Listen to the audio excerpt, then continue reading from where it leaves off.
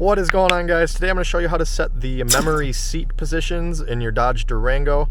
If it is equipped with this option, it should be the same steps from 2010 all the way to current.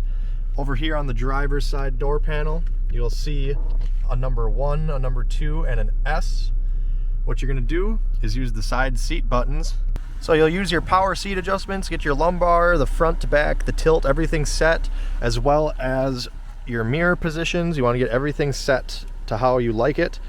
And then once you get everything into position, you're going to make sure that the ignition is either in the run position with the vehicle running or in the run position with the vehicle off.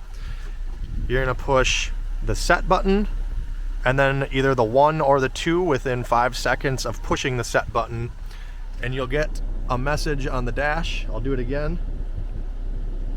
Right there, profile set, memory number 1. And then if you've got someone else like your wife who's shorter and they want to adjust their seats and their mirrors, they can push the S and then the number 2, and it'll set that as well. Another cool thing you can do, if you have 2 key fobs for your vehicle, you can go to your settings and go down to doors and locks, and you can scroll down to where it says personal settings linked to key fob. And what that'll do is, let's say you have your position set to number 1 because you're tall and you have your key fob, you get in, it should automatically adjust the seat and the mirrors when this key fob is detected.